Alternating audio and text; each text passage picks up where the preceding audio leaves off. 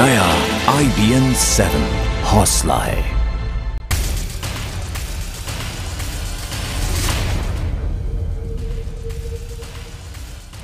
चीन और मंगोलिया की यात्रा के बाद प्रधानमंत्री नरेंद्र मोदी अब से थोड़ी देर पहले दक्षिण कोरिया पहुंच चुके हैं। सियोल एयरपोर्ट पर उनका भव्य स्वागत किया गया। 3 देशों की यात्रा पर निकले पीएम मोदी का ये अंतिम पड़ाव दक्षिण कोरिया में उतरते ही पीएम मोदी सबसे पहले नेशनल सेमेट्री पहुंचे। भारतीय समय के हिसाब से सुबह 10 बजे पीएम मोदी क्विंगही विश्वविद्यालय के गेट हॉल ऑफ पीस में भारतीय समुदाय के रिसेप्शन का हिस्सा लेंगे। सुबह करीब 11:30 बजे पीएम की मुलाकात दक्षिण कोरिया के राष्ट्रपति पार्क क्विंग हाई से होगी और इसके बाद दोपहर करीब 3 बजे पीएम मोदी का राजकीय सम्मान किया जाएगा। दक्षिण कोरिया से पहले पीएम मोदी ने मंगोलिया का दौरा किया। मंगोलिया में संसद को संबोधित करने के अलावा उन्होंने कई कार्यक्रमों में शिरकत की। मंगोलिया की यात्रा करने वाले वो पहले भारतीय प्रधानमंत्री बने। पीएम नरेंद्र मोदी ने रविवार को मंगोलिया में अपने कार्यक्रम की शुरुआत गंदन मॉनेस्ट्री से की। इस मॉनेस्ट्री में उन्होंने काफी वक्त बिताया। मॉनेस्ट्री में पीएम मोदी का भव्य स्वागत किया गया। इस दौरान मॉनेस्ट्री के प्रमुख महंत ने उनका हाथ पकड़कर पीएम मोदी को मॉनेस्ट्री की प्रमुख जगहों को दिखाया और उनके बारे में जानकारी दी। इस मौके पर पीएम मोदी भी काफी उत्साहित नजर आए। उन्होंने मॉनेस्ट्री में पूजा भी की। प्रधानमंत्री नरेंद्र मोदी ने मंगोलिया की राजधानी उलान बटोर में मंगोलिया के साथ परमाणु ऊर्जा, शिक्षा और आर्थिक सहयोग से जुड़े 14 अहम समझौते किए। साथ ही साथ पीएम ने मंगोलिया की बुनियादी सुविधाओं में मदद के लिए $1 अरब की राशि का ऐलान भी किया। पीएम मोदी ने अपने दौरे में मंगोलिया की संसद को संबोधित करके इतिहास रच दिया। पहली बार किसी विदेशी पीएम ने मंगोलिया की संसद को संबोधित किया है और इसे लेकर पीएम मोदी ने मंगोलिया का शुक्रिया भी अदा किया। मंगोलिया में पीएम मोदी ने एक कम्युनिटी रिसेप्शन में शिरकत की। उन्होंने कहा कि ये देखकर अच्छा लगता है कि मंगोलिया के लोग भी सूर्य नमस्कार करते हैं और हर उम्र के लोगों को देखकर वासुदेव कुटुंबकम के संदेश को आगे बढ़ाया जा रहा है। मंगोलिया के दौरे में पीएम मोदी ने सैलो बजाया तो वहीं राजधानी उलान बटोर में पीएम ने नादम फेस्टिवल के दौरान तीर कमान पर हाथ लगाया। वहीं पीएम मोदी ने मंगोलिया के राष्ट्रपति एल्बेडोर के साथ में भी एक सेल्फी ली है। मंगोलिया से रवाना होते हुए पीएम मोदी ने ट्वीट करके कहा है कि उनकी मंगोलिया यात्रा बेहद कामयाब रही और वो इस यात्रा को लेकर बहुत खुश हैं। उन्होंने कहा है कि उनकी यात्रा ऐतिहासिक रही और दोनों देशों के रिश्तों को एक नई ऊंचाई ये यात्रा देगी। कांग्रेस के राष्ट्रीय उपाध्यक्ष और सांसद राहुल गांधी आज अपने संसदीय क्षेत्र के 3 दिवसीय दौरे पर अमेठी जा रहे हैं। राहुल सुबह करीब 9:30 बजे लखनऊ पहुंचेंगे और वहां से करीब 11:30 बजे अमेठी जाएंगे। अपने दौरे में राहुल उन किसानों से मिलेंगे जिनकी फसल खराब मौसम की वजह से बर्बाद हो गई। राहुल किसान पंचायत को भी संबोधित करेंगे। इस दौरान राहुल क्षेत्र के लोगों की समस्याएं भी जानने की कोशिश करेंगे। दोपहर बाद राहुल कांग्रेस कार्यकर्ताओं से भी मुलाकात करेंगे।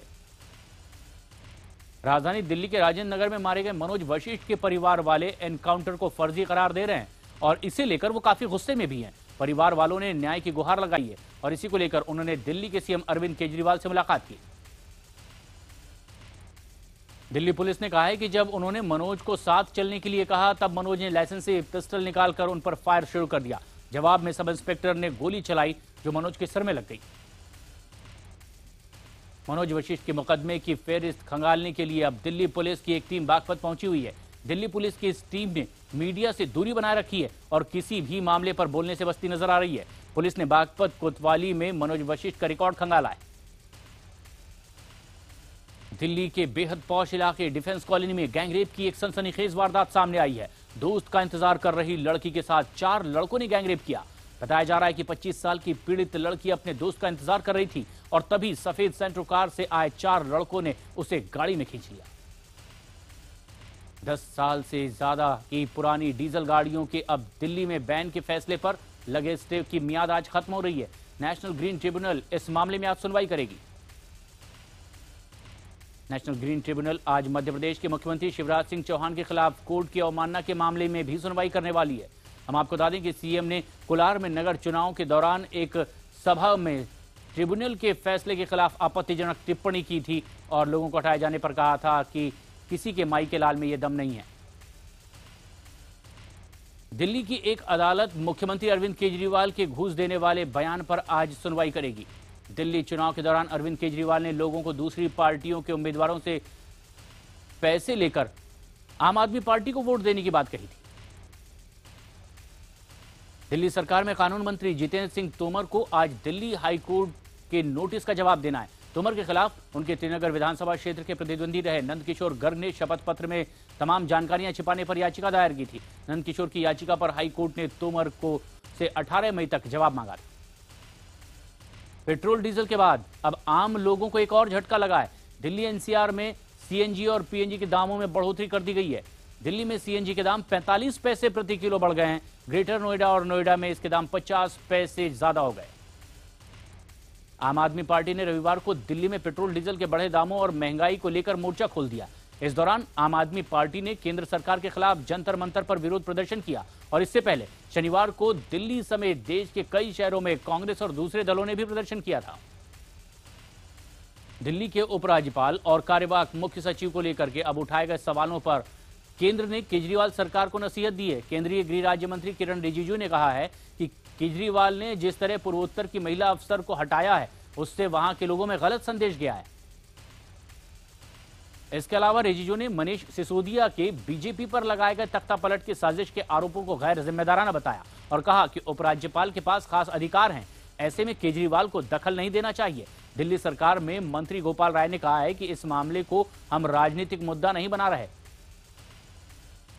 दिल्ली के मुख्यमंत्री अरविंद केजरीवाल ने शकुंतला गैमलिन पर गंभीर आरोप लगाए। केजरीवाल के मुताबिक उनके मंत्री गैमलिन की तरफ से लाई गई फाइलों पर दस्तखत कर देते तो बिजली के दाम 2 से 3 गुना बढ़ जाते। दिल्ली में सीएम अरविंद केजरीवाल और उपराज्यपाल नजीब जंग के बीच हुआ विवाद अब सियासी रूप ले चुका है। इस मामले में दिल्ली बीजेपी अध्यक्ष सतीश उपाध्याय ने केजरीवाल सरकार पर सवाल उठाए और इसे सत्ता की भूख बताया है। 21 जून को पहले अंतर्राष्ट्रीय योग दिवस के मौके पर पीएम मोदी राजपथ पर योग करते दिखाई देंगे। इस दौरान पीएम के साथ 16,000 स्कूली छात्र छात्राएं भी राष्ट्रपति भवन से लेकर इंडिया गेट तक योग करते दिखाई देंगे। इतना ही नहीं, राजपथ पर दोनों ओर बड़ी तादाद में देशी और विदेशी योग साधक भी मौजूद रहेंगे। अरविंद केजरीवाल ने दावा किया है कि दिल्ली में रिश्वतखोरी बंद हो गई है। केजरीवाल के मुताबिक उनकी बेटी ड्राइविंग लाइसेंस बनवाने के लिए गई थी और बहुत ही आसानी से बिना किसी दिक्कत के उनका लाइसेंस बन गया। बिहार में छठ और दीपावली से पहले विधानसभा के चुनाव कराए जा सकते हैं। समाचार एजेंसी पीटीआई ने मुख्य चुनाव आयुक्त एचएस ब्रह्मा के हवाले से यह दावा किया है। हालांकि चुनाव आयोग ने फिलहाल तारीखों का ऐलान नहीं किया है। और बिहार में चुनावी सुगबुगाहट के बीच अब तमाम राजनीतिक दलों ने चुनाव में पूरी तरह से तैयार रहने के दावे कर दिए हैं। बीजेपी नेता और बिहार के पूर्व उप मुख्यमंत्री सुशील मोदी का कहना है कि एनडीए गठबंधन हमारे साथ है और हमारी चुनाव को लेकर पूरी तैयारी है। उधर जेडीयू नेता अली अनवर का कहना है कि वैसे तो चुनाव नवंबर में होने चाहिए, लेकिन जब भी हो हम ही जीतेंगे। देश के वित्त मंत्री अरुण जेटली ने केंद्र सरकार के दूसरे साल के कार्यकाल के लिए एक मोटा खाका पेश कर दिया है, जिसके तहत करों को और अधिक तर्कसंगत बनाने और कारोबार करने में आसानी जैसे मुद्दों पर खास ध्यान होगा। वित्त मंत्री अरुण जेटली ने केंद्र सरकार के दूसरे साल के कार्यकाल के लिए एक मोटा खाका पेश कर दिया। केंद्र सरकार आज राज्यों के साथ सिविल सर्विसेज बोर्ड के गठन पर चर्चा करेगी। ये बोर्ड अफसरों के तबादले और तैनाती से जुड़े तमाम फैसले करेंगे। राज्यों के मुख्य सचिवों के साथ बैठक में कुछ राज्यों के आईएएस कैडर की समीक्षा भी की जाएगी। केंद्रीय मंत्री जितेंद्र सिंह बैठक की अध्यक्षता करेंगे। मुंबई में आज आईएससी और आईसीएसई परीक्षाओं के नतीजे घोषित किए जाएंगे। नतीजे सुबह तकरीबन 11:30 बजे तक घोषित होंगे। मुंबई में इस बार 12वीं के 70,000 और 10वीं के करीब 2 लाख बच्चों ने परीक्षाएं दी है। वहीं हिमाचल प्रदेश में भी आज 10वीं बोर्ड की परीक्षाओं का नतीजा आ सकता है। केंद्रीय सुरक्षा बलों में सीमा पर चौकसी और कानून व्यवस्था संभालने के लिए 11,000 से ज्यादा महिलाओं को जल्द ही अब भर्ती किया जाएगा। भारत सरकार ने इन फोर्सेज में महिलाओं का प्रतिनिधित्व बढ़ाने के लिए यह फैसला लिया है। झारखंड की नई राज्यपाल द्रौपदी मुर्मू आज पद और गोपनीयता की शपथ लेंगी। शपथ ग्रहण कार्यक्रम राजभवन के बिरसा मंडप में आयोजित किया जाएगा। राजभवन की जारी विज्ञप्ति में बताया गया है कि वर्तमान राज्यपाल सैयद अहमद कल मणिपुर रवाना होंगे, जहां उस राज्य के राज्यपाल का वो पदभार संभालेंगे। दिल्ली के एडीएम मॉल में एक बार फिर से कुछ बदमाशों ने छोटी सी बात पर बार मैनेजर को रॉड से पीटा और फिर फायरिंग करते हुए वहां से भाग गए। अभी तक इस केस में किसी की भी गिरफ्तारी पुलिस नहीं कर पाई। मुंबई के हिट एंड रन मामले में मारी गई 22 साल की अर्चना के भाई ने कहा है कि टक्कर लगने के बाद अर्चना 15 मिनट तक पड़ी रही, लेकिन किसी ने आगे बढ़कर उसकी सहायता नहीं की। अगर कोई मदद करता तो उसकी बहन बच जाती। हाल ही में विवादों में आए योग गुरु बाबा रामदेव के दिव्य योग फार्मेसी में बनने वाली दवा पुत्र जीवक बीज की जांच के लिए उत्तराखंड सरकार ने एक समिति बनाई है। ये समिति एक हफ्ते के अंदर अपनी रिपोर्ट सौंप देगी। दिल्ली में राष्ट्रीय मानवाधिकार आयोग के मुख्यालय में तैनात सीआईएसएफ के एक जवान ने अपनी रिवॉल्वर से खुद को गोली मार ली। जब तक उसको अस्पताल ले जाया जाता उसकी मौत हो चुकी थी। बताया जा रहा है कि सीआईएसएफ का ये जवान तमिलनाडु का रहने वाला था और 2014 अक्टूबर में एनएचआरसी में तैनात था। बिहार के वैशाली जिले में 12वीं की एक छात्रा को दिन दहाड़े अगवा कर लिया गया। चश्मदीदों के मुताबिक दिन के करीब 11 से 12 बजे के बीच छात्रा अपनी 4 सहेलियों के साथ परीक्षा देकर कॉलेज से घर लौट रही थी और तभी पीछा करते हुए बोलेरो कार अपहरणकर्ताओं ने हथियार के बल पर उसे जबरन गाड़ी में बिठा लिया। मुजफ्फरनगर में एक पति पर सरेआम पत्नी को पीटने और फिर उस पर तेजाब से उसे जलाने की कोशिश का आरोप लगा है। महिला तेजाब से ज्यादा झुलसी नहीं है। फिलहाल उसे अस्पताल में भर्ती कराया गया है। अभी तक पुलिस ने इस मामले में कोई कार्रवाई नहीं की। मुंबई में एक मॉडल की लाश संदिग्ध अवस्था में मिलने से हड़कंप मच गया है। दिल्ली की रहने वाली इस मॉडल की लाश उसके ही फ्लैट से मिली है। मॉडल के गले पर धारदार हथियार से हमले के निशान भी हैं। पुलिस के मुताबिक शिखा काफी दिनों से परेशान चल रही थी। साथ ही उसने अपने दोस्त पर छेड़छाड़ का भी आरोप लगाया। पुलिस ने इमारत के सीसीटीवी के साथ साथ शिखा का फोन भी जांच के लिए अपने कब्जे में ले लिया है। मुंबई से सटे नाला सुपारा में हत्या का एक सनसनीखेज मामला सामने आया है, जहां 2 सगे भाइयों ने नशे की लत का शिकार हुए भाई की बड़ी बेरहमी से हत्या कर दी। बाद में खुद थाने में जाकर सरेंडर भी कर दिया। करनाल में मुख्यमंत्री कैंप ऑफिस का घेराव करने जा रहे प्रदर्शनकारी गेस्ट टीचर्स और पुलिस में जमकर भिड़ंत हुई है। टीचर्स को रोकने के लिए पहले पुलिस ने लाठीचार्ज किया और इसके जवाब में गेस्ट टीचर्स ने पुलिस पर पथराव कर दिया। बदले में पुलिस ने टीचर्स को दौड़ा दौड़ा कर पीटा। हरियाणा के सोनीपत में एक सरकारी स्कूल की 7 महिला टीचर्स ने स्कूल के प्रिंसिपल के खिलाफ यौन शोषण का मामला दर्ज करवाया है। मामले की गंभीरता को देखते हुए प्रदेश महिला आयोग और जिला शिक्षा अधिकारी ने जांच के आदेश दे दिए हैं।